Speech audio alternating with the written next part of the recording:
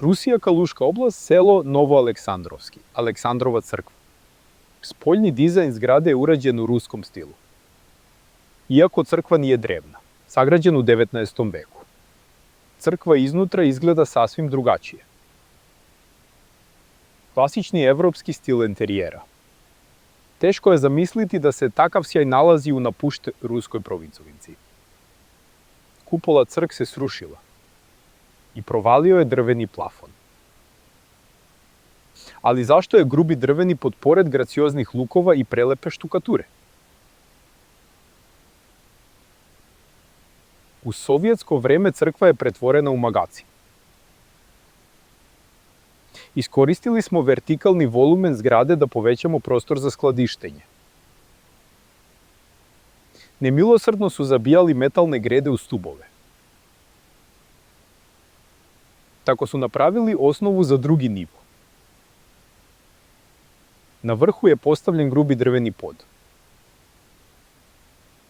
Komunisti su ukinuli Boga i našli su drugu upotrebu za veliku jaku crkvenu građevinu.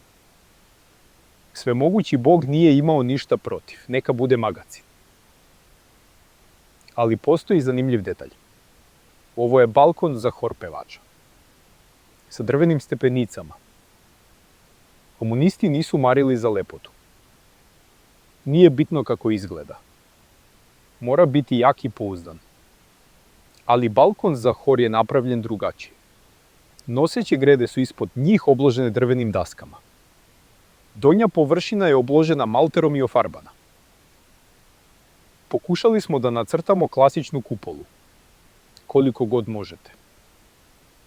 Ovaj deo drugog reda urađen je pre dolaska komunista na vlast. Trudili smo se da drveni balkon uklopimo u prelepu unutrašnjost crkve. Ovaj balkon prilikom izgradnje crkve arhitekta nije predvideo. Bog nije planirao da peva sa balkona. Arhitekta nije projektovao balkon za hor. Ali onda su pravoslavci odlučili da je potreban balkon za crkvene pesme. Zašto je došlo do takvih promjena u crkvenom obredu? Sveštenici kažu da se ritual bogosluženja veoma malo promenio tokom vekova. Ali vidimo da je crkvena zgrada građena za drugu namenu. Na balkonu nije bilo predviđeno za crkveni hor. Dakle, ritual je bio drugačiji. Ali sveštenici ne znaju za ovo. Ne govore nam ništa o crkvama i religiji.